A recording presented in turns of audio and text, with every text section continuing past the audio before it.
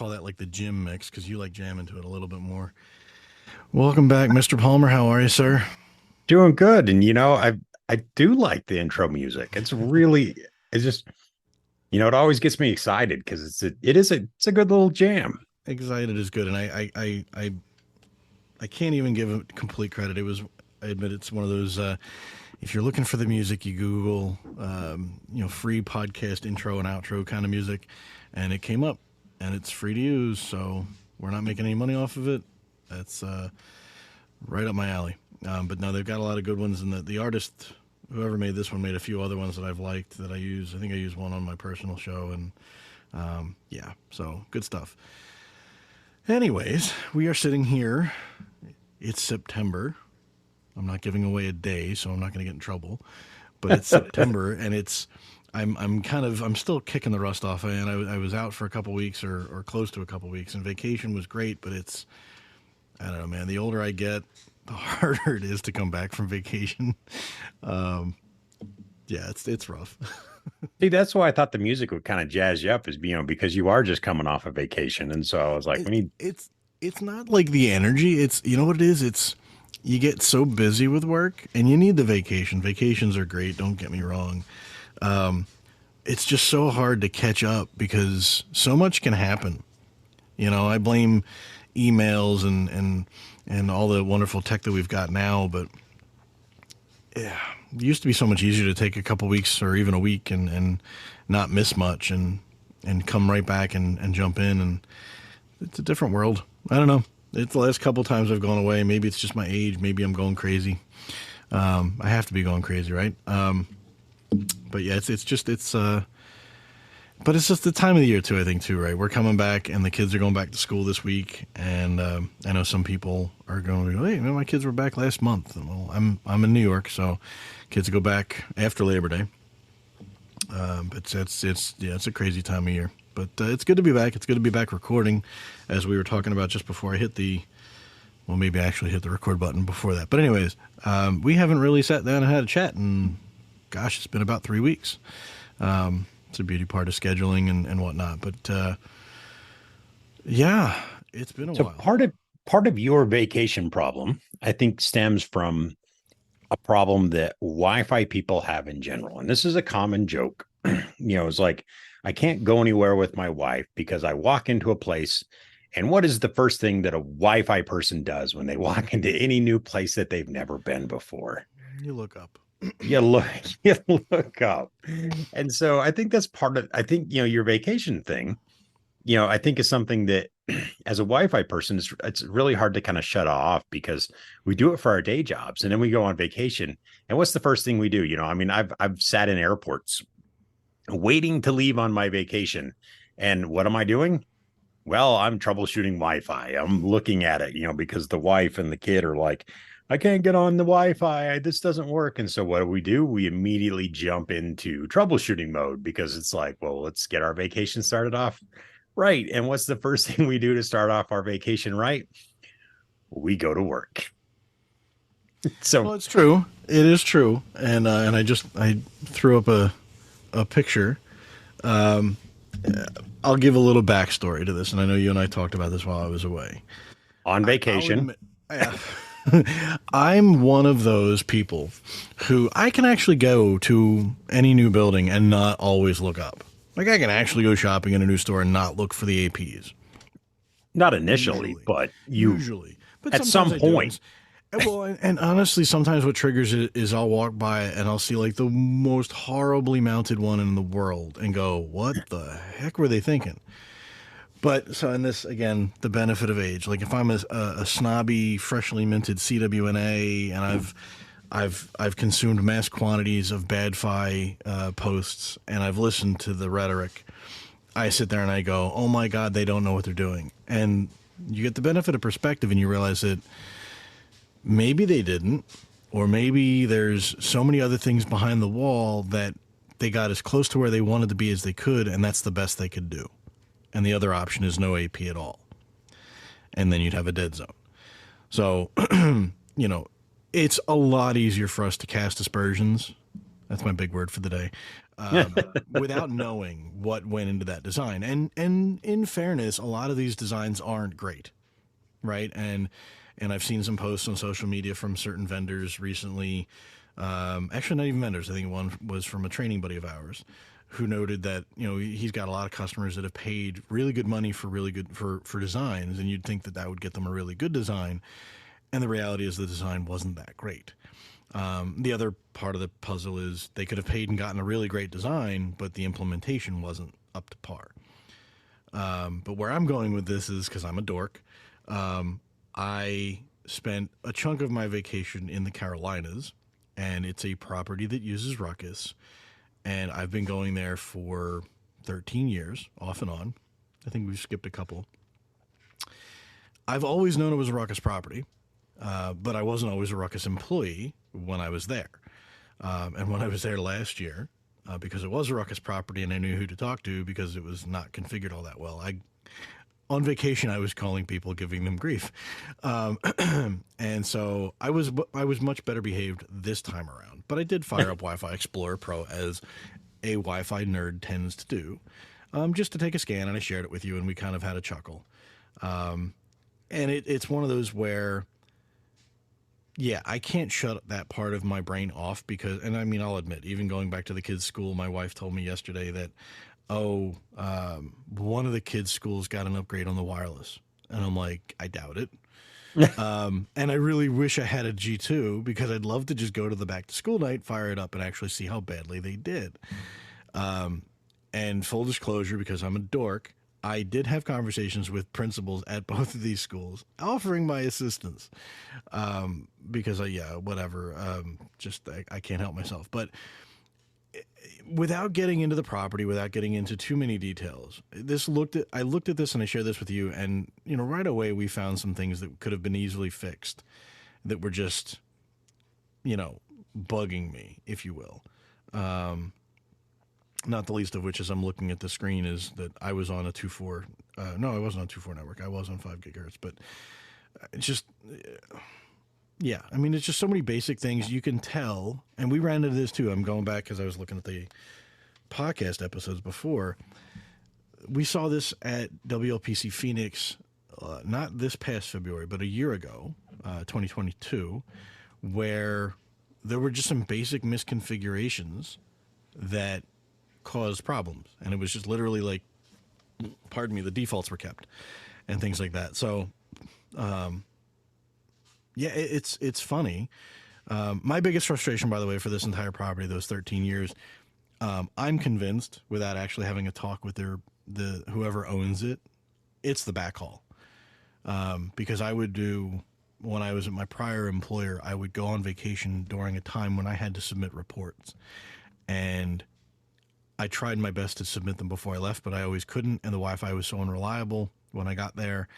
And it's by the beach, and cellular is not great, so I couldn't even rely on my hotspot at the time. They've since added towers because the cellular is much better now. But the backhaul, like it's. Let me rephrase that. It's either they've got a limited pipe, or they artificially cap you, or both. Now I know they cap because my speed test always tops out in like the 10 to 15 meg range, so they're definitely capping. But whether they're doing that because they think that's good design, or they're doing that because they've got a really small pipe and they're trying to make sure that they don't screw everybody up, I'm not sure. But to me, this is one of those that just, it's ripe for a little bit of fixing. And then I remember I'm on vacation and I close my laptop and go to bed and I don't really think about it. That's kind of where I was at with that. So, yeah. So this is something that I kind of addressed when I did my worst RF presentation at WLPC, actually both in Prague and Phoenix in the past year, is this idea about, are looking at stuff and comparing it and going, look at what this property does and let's compare it to a totally different property. And it's like, well, there's so many different variables in there that it's we have a hard time sort of, shutting that off. And so I always come back to the same question, the same thing, which is, well, does it actually work for what you need?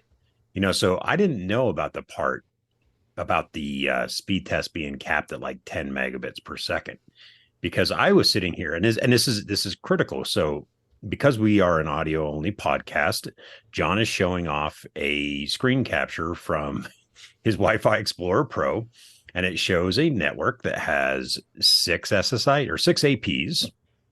There's a lot of hidden networks in there, which kind of makes me wonder.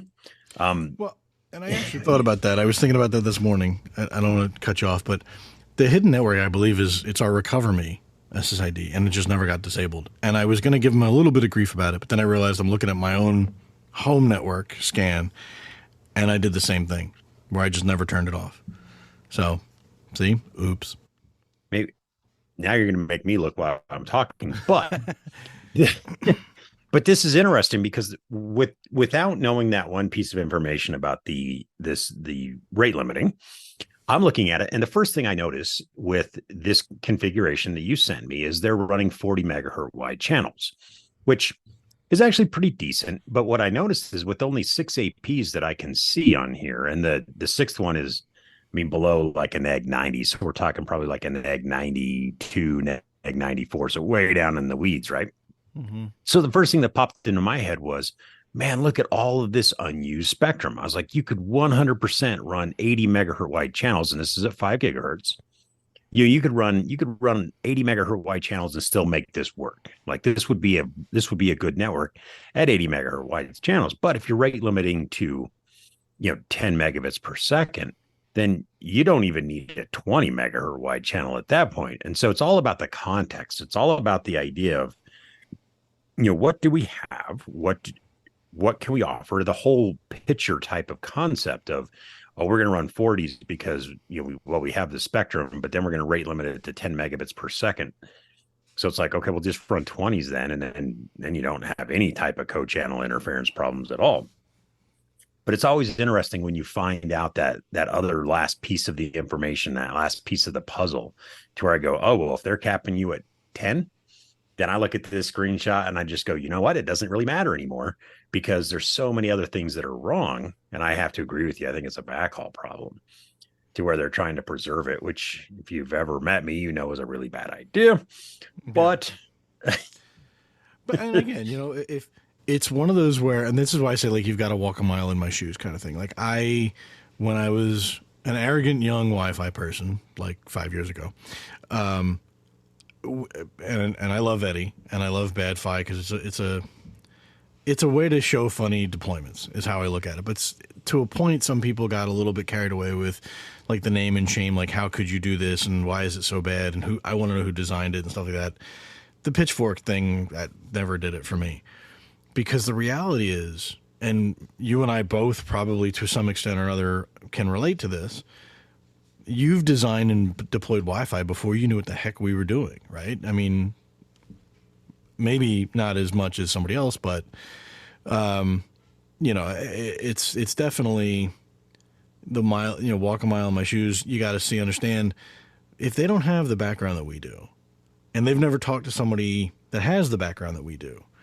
And this is going to sound arrogant, but it's really not meant to be. Like, it takes seasoning to get to the point where we realize that, it's a backhaul problem. And the answer is, do you get a bigger pipe, or you keep the pipe you have and you just don't rate limit because it's actually going to do better. Again, Jim can plug his blog. He wrote a really thorough, thought out, put together piece about what he did in his previous life regarding rate limiting and how it wasn't the answer that so many people were telling us it was. But until you've done that, you don't know. And so I think that's kind of one of those things where, the benefit of perspective, I think, for me.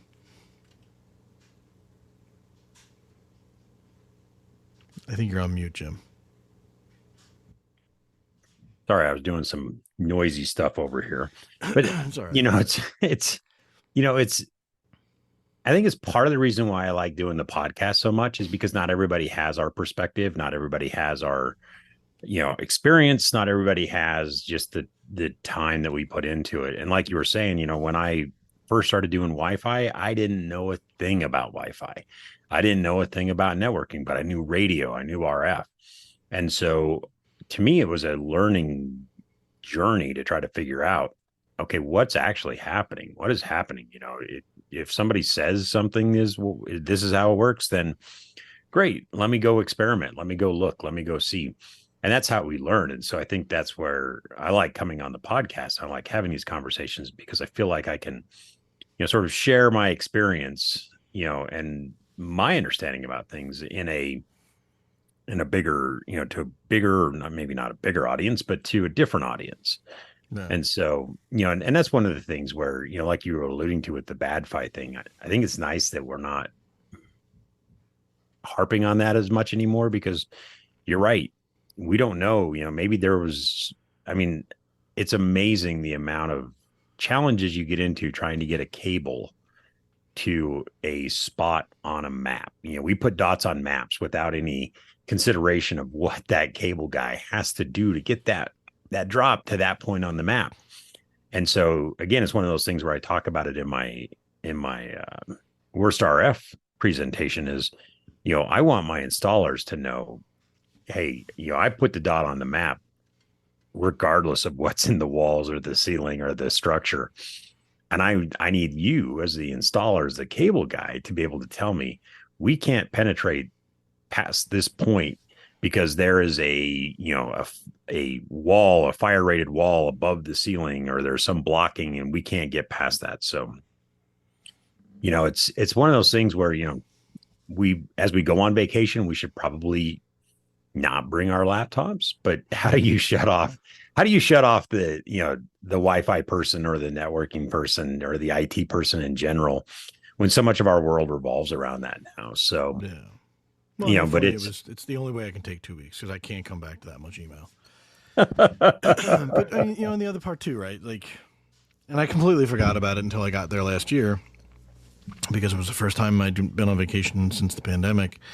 I completely forgot that it was Ruckus property, and then when I kind of got excited because I'm like, it's Ruckus property. I know the particulars, and I can try to help because again, it's not the only reason why I'm on vacation. It's not the reason I'm on vacation. My kids, on the other hand, as soon as we get in the room, are like, "What's the Wi-Fi password?" I'm like, "Oh my god." Not so much now that they have cell phones, but excuse me, but. I looked at it and it was like it was one of the parts of the vacation experience that was bad. And going back to the Phoenix thing, right? We walked into Phoenix 2022 and we didn't deploy it, but it was Ruckus. And everybody came to you and me and our coworkers and was like, your Wi-Fi sucks. Now, we got it fixed pretty quickly, but it was one of those things where I kind of was taking that as a measure of pride. I'm like, I know where the particulars are in the back end. It's not performing ideally. And the reality, to your point, you're talking about knowing that your installers know where to put things, and that we can have long conversations about this. And we know we're going to wrap this one up real quick, but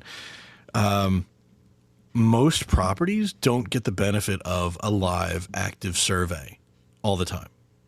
Right. I mean, I was spoiled when I did my enterprise job. I made sure I got around to as many of my buildings as I could. Travel was, whether it was local or I hopped on a plane, I got to a lot of them. If I couldn't, somebody else did. But not everybody's like that. If you're managing properties like hotels and things like that, or dorms, maybe you only make it out there once every few years. And the reality is things change. So to me, I was being a dork, but I was also trying to give a little bit of insight. And yes, I tried to find the AP this year and last year, and it wasn't in my unit. It used to be, I swear to God, they used to put it in the kitchen cabinets. The above the sink stuff, and it wasn't in my unit this year or last year, which is why it was neg 60 instead of neg 40 or whatever. But yeah, I might take a vacation, but I don't take a vacation from Wi-Fi. That's my thing. And for those of you thinking, oh, he took a vacation on a Ruckus property because he's a Ruckus guy. Nope. My first part of my vacation was an Aruba property. I actually said it. It was. I wasn't in Aruba though.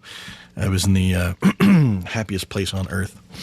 But anyways, and that's because we're Wi-Fi nerds. We know who does what. And I wasn't looking for Wi-Fi when I was there. I just happened to know the people that do it. So yeah, It's a way to get back to vacation, right, Mr. Palmer?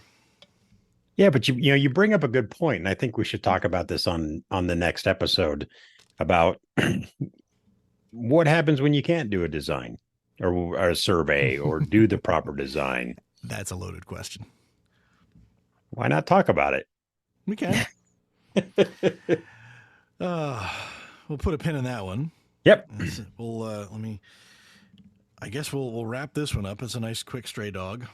Yep. And we'll hit the outro, and we'll be back in a minute.